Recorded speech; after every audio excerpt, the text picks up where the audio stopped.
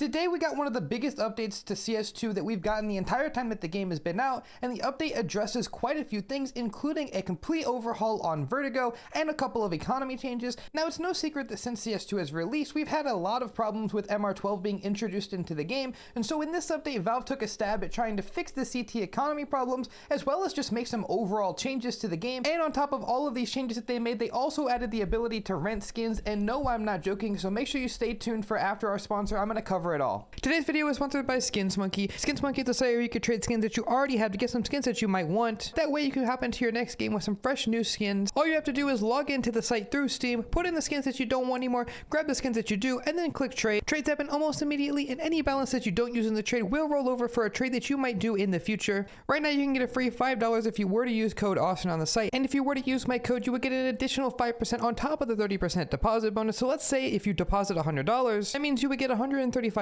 if you use my code to deposit. So make sure you guys check out SkinsMonkey, and let's get right back into the video. Let's get started with probably the most exciting changes, which are the Vertigo A site changes. Now, there is a lot to look at here, I'm not gonna lie, so we'll start off with the thing that you've probably seen first, which is this little catwalk that has been added, of course, on the right side of A site. Now, this is very weird because it allows you to play behind these pillars, it allows you to come around, and it connects all the way in towards heaven. Now, because of this, you have quite a few new angles that exist, and well, a new flanking opportunity, perhaps some new boosting opportunities. If I want to put a bot here, you can see what I mean. If you want to boost and peek towards side, you can. Maybe even a little cheeky boost right here on top of the yellow. You can even see towards ramp. A lot of options with this. I'm a pretty big fan of this idea. Retakes were getting pretty stale on Vertigo because you had to come through this area right here, and that was really all that you had. And of course, with the introduction of this new catwalk, we've also seen the reintroduction of this doorway and elevator room. And if you're confused what I mean when I say reintroduction, it's because this used to be in one of the older versions of CSGO Vertigo, and it seems like they've decided to re-add it for this one. And of course, with this comes a lot of new insane angles,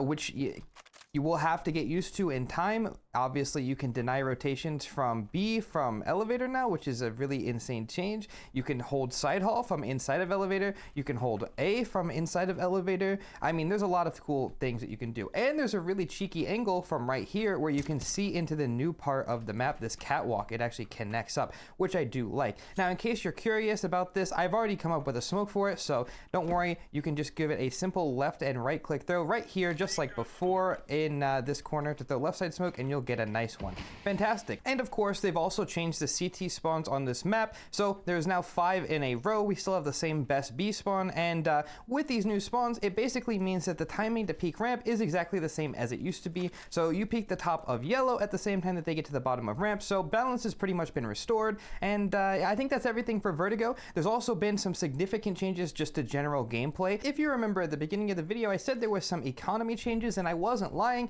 because one of the things that's changed is now the M4A4 is $3,000 instead of $3,100, which I don't really think it makes that big of a difference in the grand scheme of things, but it is a nice step in the right direction. The incendiary grenade is also $500 instead of $600, but it's not a simple price reduction when it comes to the incendiary, because now the incendiary is different than the Molotov. I remember when I was first learning the game, I used to think that the incendiary and the Molotov were different, and everybody had to tell me that they weren't, and they were the exact same, and that is no longer the case, because the incendiary is now significantly smaller and shorter than the Molotov. I'll put the side-by-side graphic that Counter-Strike posted on their blog, and there's a couple of tests that are being run by the community. If you guys can't really tell, basically the incendiary lasts about a second and a half less than the Molotov. It also does not spread as much as the original Molotov does, and that's going to be very interesting to see how that plays out at the highest level, because of course now if you see a Molotov and you see an incendiary on the ground, you're probably going to want to pick up the Molotov, whereas before it didn't matter, right? But now you actually might want to make an effort to pick up the Molotov because they spread more and they last longer. So definitely an added layer of depth when it comes to the highest level, and I'm very interested to see how that plays out. There's also been one more economy change, which I also think is nice. So with this change, basically what it is that the bomb plant bonus is now only $600 instead of $800. And to basically summarize this in a way that doesn't waffle for too long, the problem with CT economy was that even if you won the pistol on CT side, it was always that the Ts would have a better buy than you because they would always be able to afford armor Galil, because with the 800 plus the 1900 that they would get for losing the round, it would sometimes average out to them having well over $2,800, which means that they could get armor Galil, and sometimes they could even get armor AK if they got a lot of kills, which just basically gave the T's an advantage for losing the round. And now because that $800 has been reduced to $600 whenever you plant the bomb, it basically means that the chances of them having armor Galil as a 5-man unit are pretty much not gonna happen now, but it could still happen if a bunch of people get kills. So basically, with all that being said, it just means that the CT economy is a little bit easier to keep under control, and of course with the M4A4 being cheaper and the incendiary being cheaper, it's gonna just make a little bit of a difference here and there, and hopefully things are more balanced. Now let's talk about the skin changes in this update. Now by no means am I an expert in skins or a skins YouTuber or a streamer, but I think that I can still talk about this because it's very noticeable. So a lot of people who may have been investing in Dopplers or marble fades,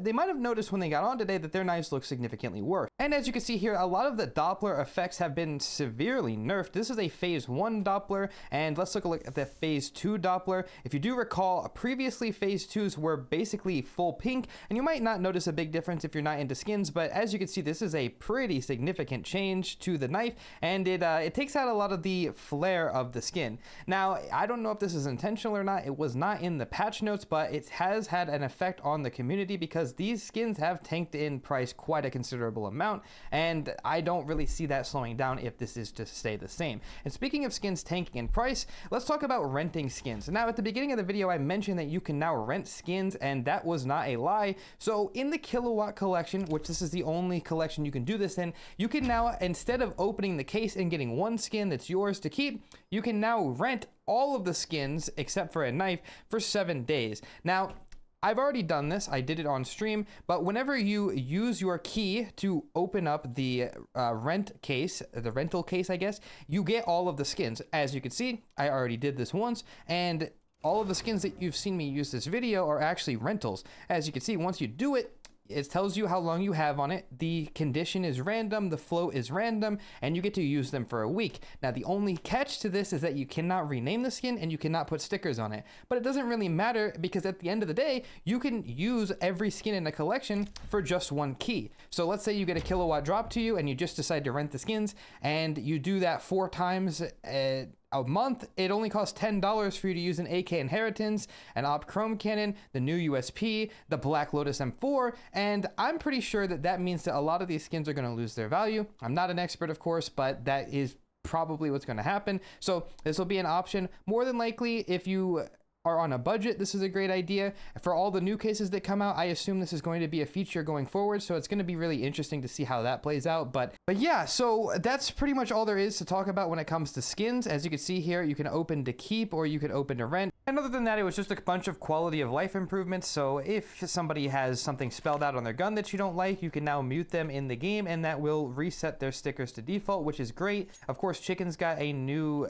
couple animations. They can lay down, or they can get spooked whenever you shoot next to them. Look at that, he got a little scared. Then if somebody's on fire, you can see that, and there's a clip playing right now for you. So I think that this is all around just a pretty good update. I'm not really sure how the Molotov change is going to play out, but I'd love to see how it plays out on Inferno. In the future, I'll probably make a more in-depth video on how the Molotov change will affect the meta, and if you want to see that video, make sure you guys let me know in the comments below. But that's pretty much going to be it for me, so if you enjoyed the video, make sure you guys leave a like, subscribe to the channel if you guys want to make sure you're up to date if anything changes in the game, and yeah, make sure you guys share with your friends as well in case they ask what changed in the newest update, so you can, you know, show them this little less than 10-minute video and they'll figure it all out. Kind of cool, isn't it? All right, I'm out of here.